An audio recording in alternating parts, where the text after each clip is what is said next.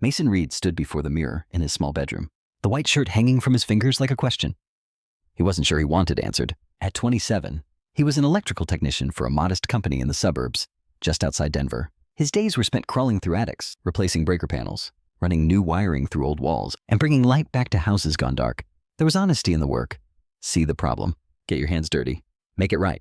His life had felt steady in its simplicity. A one-story rental with creaky hardwood floors, a second-hand couch that sagged in the middle, and a coffee maker older than he was. After years of drifting, this quiet routine had begun to feel like enough. Until tonight, he gathered the 3 shirts plain white, charcoal gray, navy blue, and crossed the narrow strip of grass that separated his house from Brooke Sullivan's. The evening air was cool. Carrying the faint scent of maple leaves and distant rain, Brooke opened the door after a long moment. She was 30, just off another brutal shift at the hospital. An oversized gray hoodie swallowed her slender frame, her dark hair tied in a messy bun, and she held a steaming mug of tea, as if it were the only thing keeping her upright. Her eyes looked exhausted, shadowed by sleepless nights and the weight of other people's pain. Yet that small, familiar neighborly smile still curved her lips. "Mason, what's up?" He lifted the shirts awkwardly, feeling suddenly foolish. "I've got a date tonight. First real one in months. Help me choose one that doesn't make me look like I'm trying too hard." Something flickered across her face quick, sharp, like pain flashing behind her eyes, then disappeared. She stepped aside without speaking. Inside, her house felt warmer than his, softer. The faint scent of lavender lingered in the air. Books were stacked neatly on the coffee table, and the lighting was low and gentle. He laid the 3 shirts across her couch. Brooke approached slowly, her movements tired but deliberate. She touched each fabric in turn, fingers lingering longest on the white one. "This," she said, her voice soft. "Why this one? Because it makes you look real?" He grinned, trying to keep things light. "Real is good, right? I want her to see I'm serious." Brooke's fingers tightened on the collar of the shirt. The room seemed to shrink around them. She lifted her gaze to meet his, and her eyes were glistening with unshed tears. "You're blind." "Mason," she whispered, the words barely audible. "I'm in love with you." The confession hit him like cold water poured straight into his veins. His mouth opened, but no sound came. His heart slammed against his ribs so loudly, he was sure she could hear it. He stood frozen, still clutching the other 2 shirts like useless shield. Regret flooded her expression instantly. "Forget I said that." Her voice cracked on the last word. She turned away quickly, walking toward the front door. "I shouldn't have." "Just go." "Mason, please."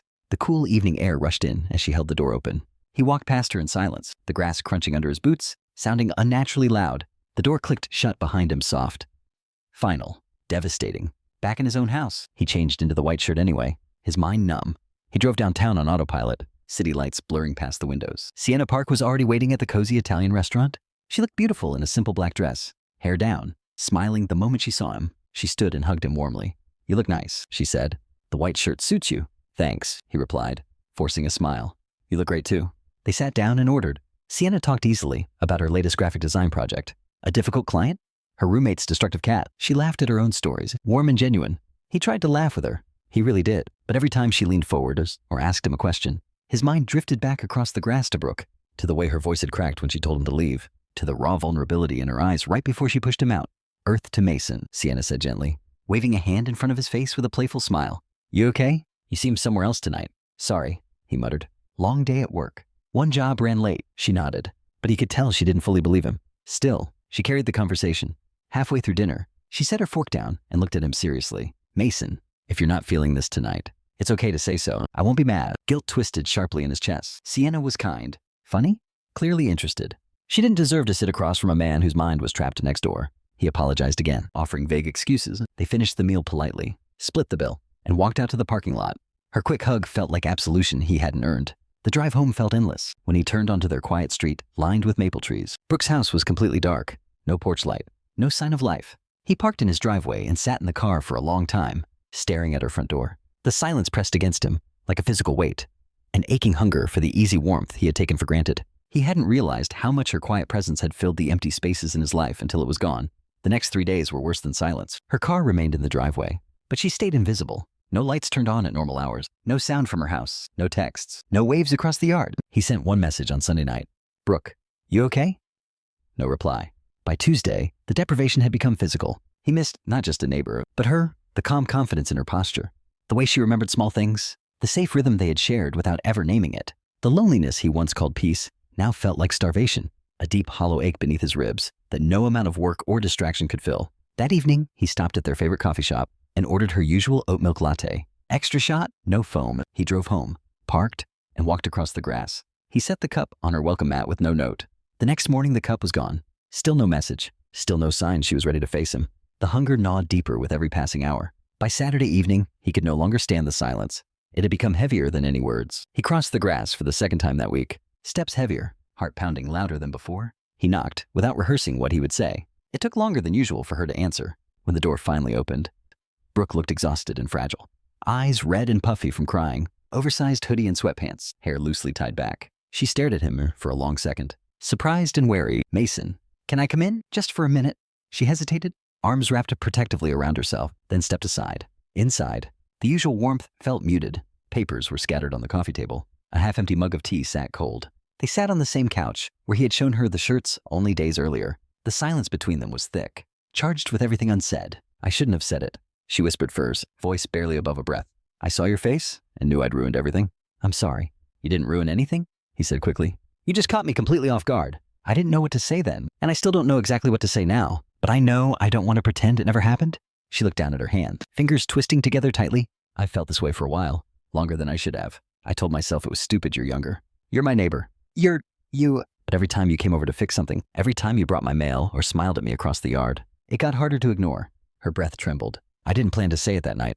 It just came out, and when I saw how shocked you were, I panicked. I thought if I pushed you away fast enough, maybe we could pretend and go back to how things were. I don't want to go back," he said quietly. Her eyes lifted, searching his face with painful intensity. "Then what do you want?" "Mason." The question hung in the air like a live wire. He swallowed hard, feeling the weight of honesty pressing on his chest. "I don't know exactly what I feel yet. I'm not going to lie and say I'm in love with you right now. That wouldn't be fair to either of us. But these last days without seeing you or hearing from you, they felt wrong, empty. I kept thinking about you, about how safe it feels just being around you, about the small things you do that make this street feel less lonely. I realized I don't want to lose that.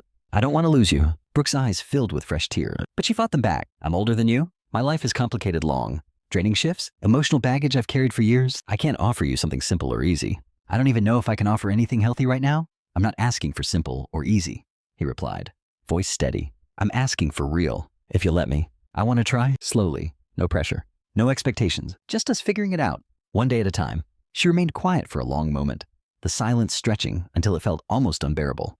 Then she gave a small, exhausted nod. "Okay, no hug, no kiss, just the fragile beginning of something neither was ready to name as he stood to leave. That night, lying on his couch, staring at the ceiling, the hunger returned stronger than before. It wasn't just missing conversation or company. It was a deep, physical longing for her warmth, for the way her presence made the empty spaces inside him feel less vast. He pressed a hand to his chest as if he could push the ache down, but it only settled deeper. The next evening, her text came, simple and tentative. "If you're not busy, pizza tonight. Nata." He stared at the message for a long minute before replying, "No olives. I'll bring drinks. Dad." When he knocked an hour later, she opened the door looking slightly more relaxed, though the tension still lingered in her shoulders. She wore an old college hoodie and jeans, hair tied back loosely. They ate on the couch with the pizza box open between them, a random movie playing on the TV that neither paid much attention to. Conversation started safe her shift. His difficult customer, the neighbor down the street who never brought in his trash cans, but slowly it drifted deeper. At one point, her hand brushed his when she reached for the remote. Neither pulled away. The contact lingered, warm and deliberate. Her breathing changed subtly. His did too. The air between them thickened, heavy with unspoken desire held tightly in check. "Slow," she whispered later, almost to herself. When the closeness began to feel dangerous, he nodded, but the restraint hurt as sweet, aching pressure building beneath the surface of calm. That became their new rhythm. Some nights, she texted after a long shift. Other nights, he knocked with beer or takeout. They watched old movies, shared food, talked until the sky outside turned black, shoulders brushed more often. Gazes dropped to lips, then slowly returned, heavier each time. Hands rested close enough that moving away would have been a deliberate rejection. Every small touch felt like a test of how long they could stay near the edge without falling. One Friday night she texted, "Come over. I don't want to be alone tonight." Dim dim the. When he arrived, she was already curled on the couch in her hoodie. Blanket over her legs, no movie, just quiet. Eventually, her head found its way to his shoulder. This time she didn't lift it. He slid his arm around her slowly, feeling the heat of her body through the thin fabric. Her breathing deepened against his chest. The closeness was deliberate, sustained. Neither spoke. The restraint felt almost unbearable. The urgent pressure of desire contained beneath calm exteriors. Every inch of contact, threatening to crack their careful control. They fell asleep like that, fully clothed, bodies aligned, but boundaries intact. When he woke hours later, her warmth was still pressed against him, leaving him raw and aching in the quiet dark. Weeks passed in that slow, burning dance. One particularly rough night, she came home late, shoulders heavy. He saw her car pull in after midnight and waited 10 minutes before crossing the yard. and knocking softly on her back door. She opened it still in her scrubs, hair falling out of its bun, eyes red-rimmed from crying. She looked at him for a long second, then stepped aside without a word. They sat on the couch in the dim light of a single lamp. She curled into herself, knees pulled up. When the sobs finally broke free, he moved closer and gently pulled her into his arms. She buried her face against his chest, body shaking with deep, exhausted grief. His hand moved slowly along her back, the other resting in her hand, shared heat, barely touching limbs that could so easily entwine further. The terrifying ease with which comfort could become something more. He held the line. She didn't ask him to cross it. I'm scared. Mason, she whispered against his shirt, voice muffled and broken. Scared that I don't deserve this, that I'm too broken, that I'll drag you down with all the weight I carry. You're not broken, he said quietly, thumb gently brushing a tear from her cheek. You're tired. There's a difference. She pulled back just enough for their faces to be inches apart. Their breath mingled in the small space between them. Silence stretched, thick and electric. Her gaze dropped to his mouth, lingered, then slowly returned to his eyes. The pull was gravitational, urgent, invasive, testing every defense they had built. Neither moved away. The air felt alive with the ache of restraint. I choose you, he said, voice low and steady. Not because I feel sorry for you, not to fix you. I choose you because when I'm with you, I feel like I'm finally where I'm supposed to be. Brooke rested her forehead against his, eyes closed, breathing shaky. I choose you too, she whispered. Even if I'm scared, even if it's slow, I choose you. They stayed like that until the first light of dawn crept through the windows. No kiss, no further movement, just the raw, trembling edge of near surrender held back by sheer will and the fear of breaking something precious. One quiet Sunday morning, they sat on her porch with fresh coffee, sunlight filtering through the maple trees. She reached over and took his hand, threading her fingers slowly through his. The touch was deliberate, warm, full of quiet promise. I don't need big promises, she said softly. I just need to know you're choosing me every day. I am, he told her. And I will. She smiled, the first real smile he had seen in weeks, and it reached her eyes. Two houses stood side by side on a quiet street outside Denver. Two porch lights stayed on late into the night.